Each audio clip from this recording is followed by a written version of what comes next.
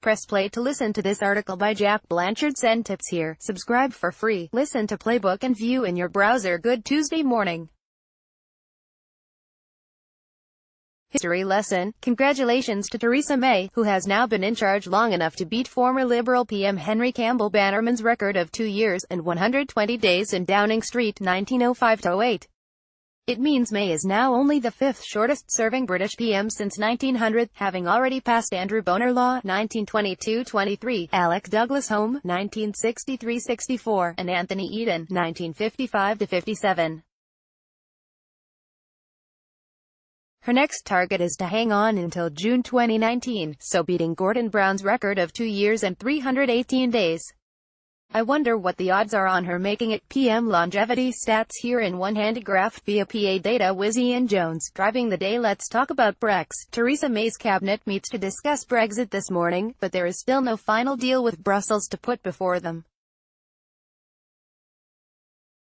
The cabinet agenda leaked to Playbook last night confirms today's Brexit discussion will be no more than the usual weekly update by Brexit Secretary Dominic Raab, focused on how negotiations are progressing and where no-deal preparations are up to.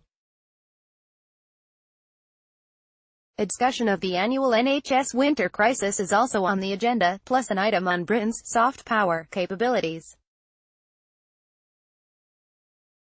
Because obviously that's the foreign policy issue everyone is talking about right now, one cabinet source groans. Last night over dinner, Theresa May told the annual Lord Mayor's banquet that Brexit negotiations are now in the endgame, but there will not be an agreement at any cost. Politico's Paul Dallison has more. So no deal this month. Don't be too sure. Number 10 officials say privately that tomorrow is the deadline by which a deal must be done to trigger the special Brexit summit in Brussels at the end of November. However, one cabinet source tells Playbook that ministers are on standby for a possible emergency cabinet on Thursday morning, which would surely still give the EU 27 time to arrange the big sign-off at a push. The Sun's Tom Newton reckons Number 10 has a new fallback plan, which involves pressing for a special summit for December 4 to 5 instead. Nobody seems to have mentioned this to Brussels, however, where key figures may be resistant given there is already an EU Council summit scheduled the following week. Brexiteers on the march. The current lack of a breakthrough in Brussels does not mean today's cabinet meeting will be a quiet one. The government's senior Brexiteers are starting to flex their muscles, and the expectation is that several will warn May this morning that she must not back down in the face of EU pressure. In an essential piece on the current state of play yesterday, BuzzFeed's Alex Wickham reported Raab himself will lead the calls for May to walk away without a deal if Brussels will not back down. And in this morning's Telegraph, Stephen Swinford reports Commons leader Andrea Leadsom and International Trade Secretary Liam Fox will weigh in behind. It follows the extraordinary sight yesterday of International Development Secretary Penny Mordaunt delivering a public warning to Theresa May that the cabinet will be a check on her Brexit plan if necessary. No pizza, no party. The so-called Pizza Club of Brexit-backing cabinet ministers issued their usual Monday night pepperoni fest in Andrea Leadsom's Commons HQ last night, choosing to plot their next steps over warm white wine in Liam Fox's office instead. A source told Playbook they did not expect pizza to be served. For shame. All talk and no trousers? One of the big calculations going on inside No. 10 right now is whether the cabinet's mounting concern over May's Brexit strategy will actually erupt into outright opposition. The FT's George Parker and Laura Hughes report officials are quietly confident it will not. Writing, Downing Street insiders believe that while one or two Eurosceptic cabinet ministers might quit, Work and Pensions Secretary Esther McVey and Ms. Mordaunt are frequently mentioned. Mrs. can win broad cabinet support for the deal taking shape in Brussels. One Tory official tells them, if it's anything like Chequers, you'll have 2 hours of people moaning and then they put their hands up and support the Prime Minister. Ouch. But Raab of course was not at Chequers, and is now emerging as a key figure in the current cabinet power struggle. Wickham writes, Rob has told colleagues that a no-deal Brexit would be preferable to a deal that breaches red lines, two UK officials said. They said he had encouraged other ministers that a no-deal scenario could be managed. Some people close to the cabinet certainly believed it were Rob to resign over the PM's strategy, becoming the second Brexit secretary to do so in a matter of months. It would trigger a wave of further departures. All of which is why Britain is still pushing back against the EU's demands over how the customs backstop should operate. Stephen Swinford reports in The Telegraph talks with Brussels broke down at 3 a.m. on Monday morning after Ollie Robbins, lead Brexit negotiator, told his counterpart that he could not go back to cabinet with the proposals. Commons people, it's not just the cabinet preventing Theresa May from accepting what's on offer in Brussels, of course, with opposition mounting to across the Commons. As a senior number 10 source tells The Sun this morning, there is no point in getting a deal just for the sake of it. It must be sellable to Parliament. The PM knows that as much as anyone else. The problem is the knife-edge vote appears to be moving in the wrong direction for Downing Street, as faction after faction within the Commons finds something else to hate in the emerging deal. Writing for Labour List this morning, Maverick MP Kate Hoey says that despite being a Leave supporter, she will probably vote against the final deal. She blames Irish PM Leo Varadkar's shameful behaviour, stating, "It is this hypocrisy from Dublin that makes it certain that I and many other MPs will not support an agreement with the EU that panders to this kind of behaviour." Speaking of Parliament, today's big Commons drama will be Labour's attempt to force the government to publish in full its legal advice on the proposed Brexit deal. Shadow Brexit Secretary Keir Starmer will use today's Opposition Day debate to wield the same archaic Commons power that forced ministers to publish their Brexit impact assessments this time last year. Labour's so-called humble address motion demands the government lays before Parliament any legal advice in full, covering the proposed deal. The big vote should take place at around 4 p.m., with Labour needing the support of only a small number of rebel Tories to win the day. About those rebels, the big news breaking last night was that Tory Brexiteer faction, the IRG, has laid down its own amendment to the Labour motion, which if selected by the Speaker and backed by the opposition parties will surely win the day. It does not call for the legal advice to be published in full, but instead demands a full, reasoned position statement laying out the government's political and legal position on the proposed deal. The amendment has been put forward by IRG member Robert Courts, and signed by Chairman Jacob Rees-Mogg, his deputy Marc-Francois and IRG organiser-in-chief Steve Baker. Numbers game. The Sun's political editor Tom Newton-Dunn spoke with Francois late last night and was told more than 40 Tory MPs are backing the amendment, which should be plenty to defeat the government assuming Labour and co. went behind. "We all appreciate the convention that the Attorney General's advice is not usually published," Francois tells The Sun. However, this is potentially so important that it could affect the destiny of this country.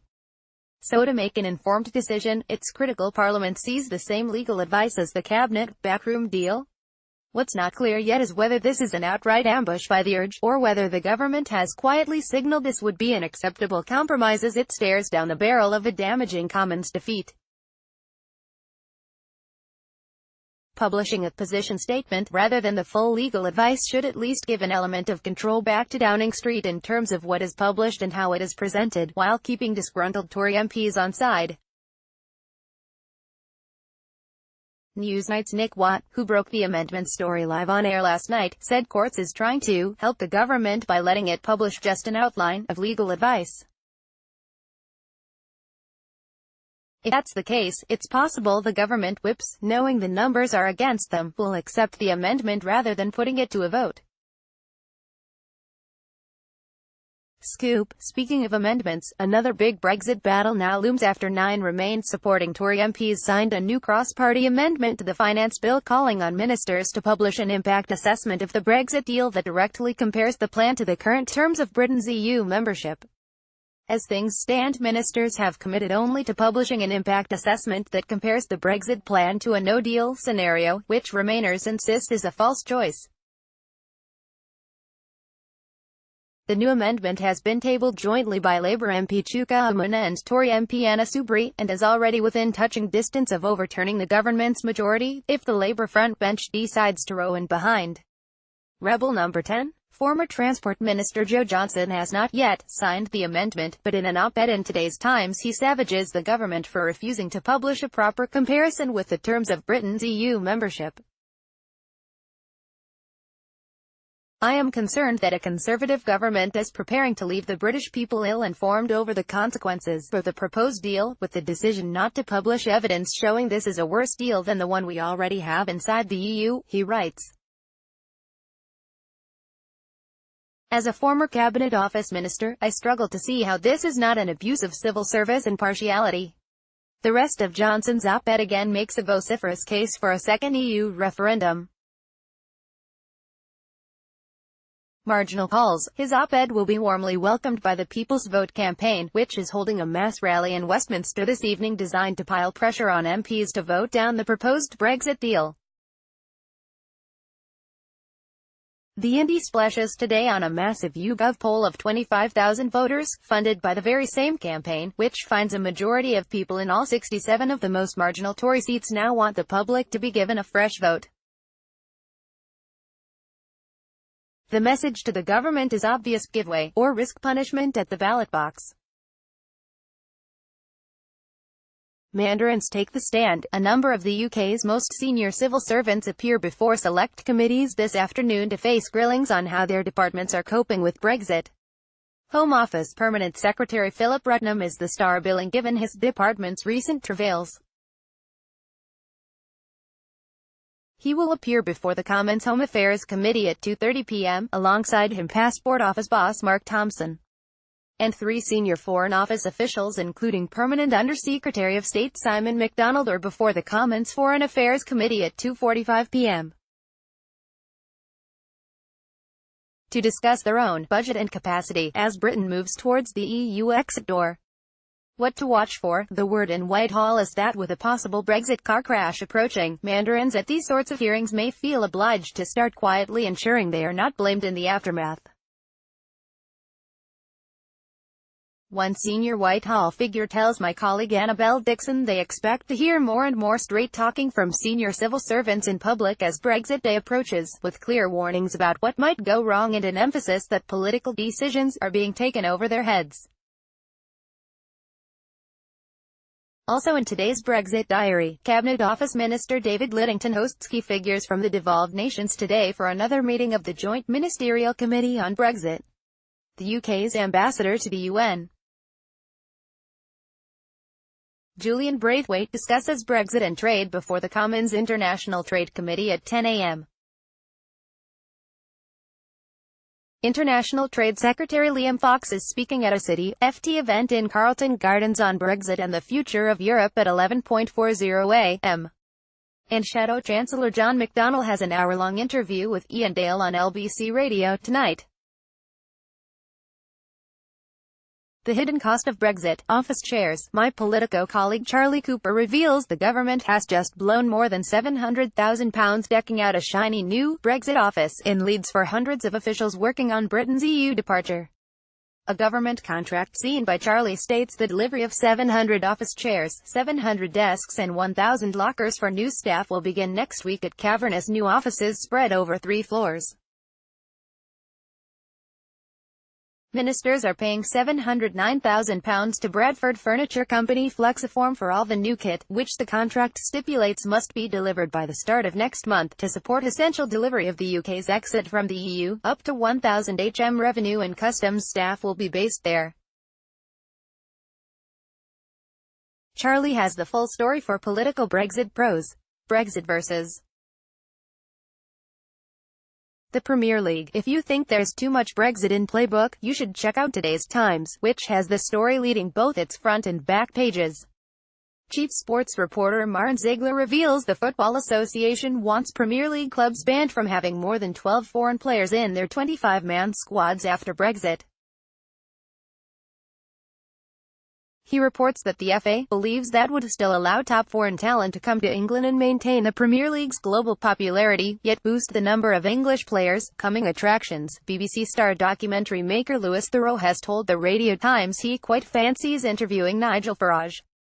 Far-right activist Tommy Robinson is too much on the front burner for me right now, Thoreau says. I'm more interested in stories about people who maybe are not riding as high as they once were, maybe Nigel Farage, or Julian Assange. Farage seems to be more in the wings, more in the margins. Meanwhile in Europe, Merkel takes center stage. German Chancellor Angela Merkel addresses the European Parliament in Strasbourg this afternoon with a speech on the future of Europe. She's due on her feet at 2 p.m. UK time, and you'd like to think Brexit will at least get a mention. European Commission President Jean-Claude Juncker will be there too, and a debate among MEPs will follow.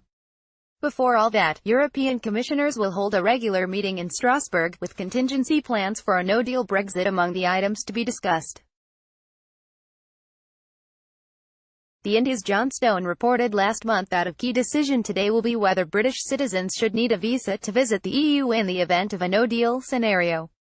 In the Telegraph, Stephen Swinford says the EU will pile pressure on Britain by publishing its no-deal contingency plans if there's been no breakthrough by the end of the week. Leaked drafts seen by the Telegraph point to the EU taking one-sided measures to protect EU commercial interests, while leaving the UK to suffer the consequences of widespread travel and business disruptions, he reports. An EU source tells him, if there's no deal this week, then the Commission will publish the notices and just sit on its hands and let the pressure build. We'll just have to make some hard choices. View from across the Irish Sea, Irish ambassador to the UK. Adrian O'Neill addresses the Institute for Government this morning for an event on Brexit in Ireland. Watch a live stream here from 9 a.m. Time to play along. The latest analysis from the Telegraph's Europe editor Peter Foster is well worth your time, as he muses on the possible benefits to May of walking away from the negotiating table. If, as talks broke down, the UK offered the EU a choice between no deal and a deal that included a withdrawal agreement with its guarantees for citizens and £39 billion in cash, but which still allowed the UK to walk away from the backstop after a reasonable review period, what then? Foster asks. No one should underestimate how tricky a choice that would be for the European governments who, whisper it very softly, have a finite tolerance to the extent to which they can allow the Irish situation to determine the future of the continent. Now read this. Politico has pulled together an essential guide to how Brexit will play out in 11 key EU countries, including Ireland, Germany, Poland and Hungary. In a chemical world, Brexit, Britain will not be taking back control when it comes to chemical regulations, Politico's Ginger Hervé reports. She says Europe sets the world standard when it comes to chemical safety, and that after Brexit, the bloc's regulators will likely push through stronger protections previously blocked by UK industry. Today in Westminster Parliament, sits today at 11:30 a.m. with an hour of Ministry of Justice questions. Spotted, Jesse Norman celebrating his promotion to Minister of State last night in the traditional fashion, drinks with pals in Stranger's Bar. Norman has been bumped up by number 10 following the resignation of Joe Johnson last Friday. Former Transport Minister Andrew Jones is restored to his former role as Junior Minister. Employment stats are published today at 9:30 a.m. The ONS will also publish its UK productivity estimate for July to September. The next big U-turn, the government is facing a big defeat on its own finance bill after more than 20 Tory MPs and all 10 DUP MPs signed an amendment demanding the new maximum stake for FOBT betting machines be brought forward by 6 months, as sought by former Minister Tracy Crouch. The vote is scheduled for next week, and it would be the first time a government has lost a vote on the budget in decades, which surely means a climb down is coming. Post's Paul Waugh has the story. Youth of today, expect plenty of press interest in this morning's Common Science Committee session on the red-hot issue of the impact of social media and screen time on kids' mental health. Witnesses today include Minister for Digital Margot James, Public Health Minister Jackie Doyle-Price, Children's Commissioner and Longfield and Ofcom's Yi Chung-Th. Lord's sex scandal, big front-page scoop in the Times today, where star reporter Andrew Norfolk has an interview with a woman who says she was promised a peerage if she had sex with a senior member of the House of Lords. Women's rights campaigner Jasvinder Sanghera tells him the conduct of suspended Lib Dem peer Anthony Lester made her feel physically sick, but that she was acutely aware of the power imbalance and afraid to speak out. Also in the Times, International Development Secretary Penny Mordaunt wants Britain to withdraw its £11.1 million funding from UNESCO, the UN's cultural and education body, the Times' Sam Coates reports. Mordaunt's department ranks UNESCO as its worst-performing multilateral agency, he writes. She believes that its work does not meet her spending criteria for international aid. Some ministers are apparently concerned at the symbolism of such a move, given it would follow a path trodden by Donald Trump last year. Coates say Theresa May vetoed a similar plan by Mordaunt's predecessor Priti Patel in 2016. Max Power, the government's new Director of Public Prosecutions, makes his first speech today since being appointed to the role. Max Hill QC is due on his feet at 5:30 p.m. at Inner Temple Hall. Whitehall bullying. The Guardian today publishes new FOI data indicating the scale of staff bullying and harassment within Whitehall departments and quangos. Government departments and other publicly funded bodies have received at least 551 complaints from staff who say they have been victims of sexual harassment or bullying over the past 3 years, the paper reports. That figure includes 95 staff who have complained about being sexually harassed.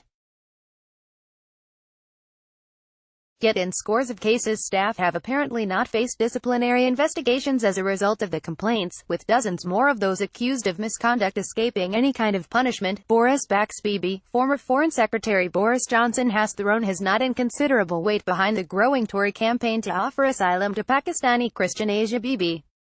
The Daily Mail splashes on a letter Johnson has sent to Home Secretary Sajid Javid demanding Britain intervene in the case due to the threat Bibi faces in her home country.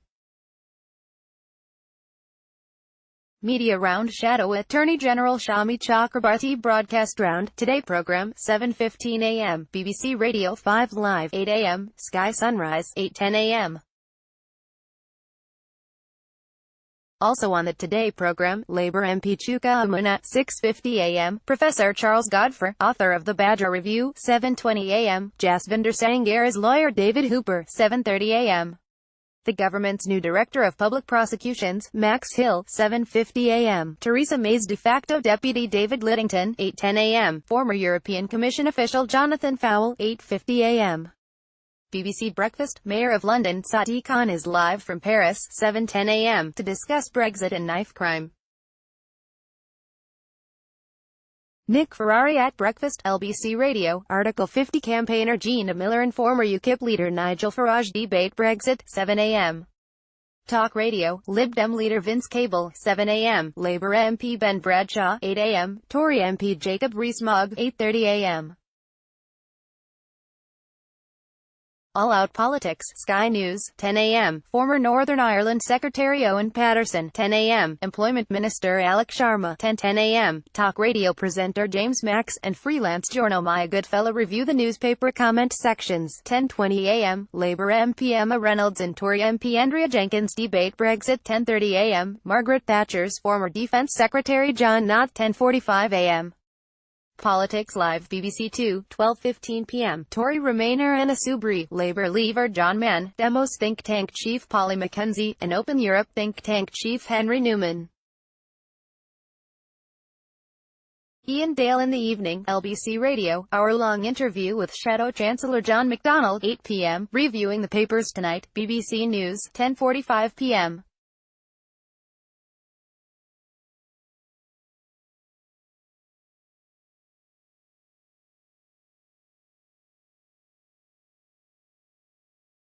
Today's front pages. Click on the publication's name to see its front page. Daily Express, give us back 20,000 police. Daily Mail, Boris, UK must help mother in fear of lynch mob. Daily Mirror, Brit killed by rabies from cat bite. Daily Star, Dingle Bells, Emmerdale legend is back for Christmas. Financial Times, Maud places Babcock under close watch over nuclear subs contract. HuffPost UK, stabbing survivors speak out amid rise in knife crime. Chancellor faces defeat on crack cocaine betting machines. Metro, British Nazis race war plot. The Daily Telegraph, no deal is better than caving in to Brussels. Cabinet Eurosceptics to warn May. The Guardian, time running out as May claims Brexit negotiations and endgame. The Independent, voters in marginal Tory seats demand final say. The Sun, Simon Cowell, I've been living like a vampire. The Times, Barnier tries to bounce May into Brexit deal. On the continent, read what the rest of Europe's papers are saying in Politico's EU Press Review blog here, updated daily at around 8 a.m. London calling Westminster weather, sun behind small cloud, sun behind small cloud, sun behind small cloud. A much better day is forecast, with plenty of sunshine and highs of 14°C. Road closure. Bridge Street, the main road running from Parliament Square past Big Ben to Westminster Bridge, is now closed for repairs until mid-December. It remains open for cyclists. Pick here if you weren't around yesterday. Westminster Bridge itself has also been closed to all westbound traffic except buses, emergency vehicles and cyclists. It's going to make driving anywhere near Parliament an awful lot harder for the next few weeks. Now hiring, ITV News is looking for a new political correspondent to join its lobby team. Job ad here. Meanwhile in D.C., Tory election guru Lynton Crosby has hired former U.S. State Department comms guru Price Floyd to oversee his American campaigns and comms arm. Floyd was previously managing partner at PR firm 300 Media Group. Happy birthday to Bradford West MP Naz Shah, South Leicestershire MP Alberto Costa, Bristol North West MP Darren Jones, crossbench peer and former Archbishop of Canterbury George Carey. Playbook couldn't happen without my editor Zoya Sheftalovich. Subscribe to the Politico newsletter family. Brussels Playbook, London Playbook, EU Confidential, Sunday Crunch, EU Influence, DC Playbook, all our Politico pro-policy morning newsletters.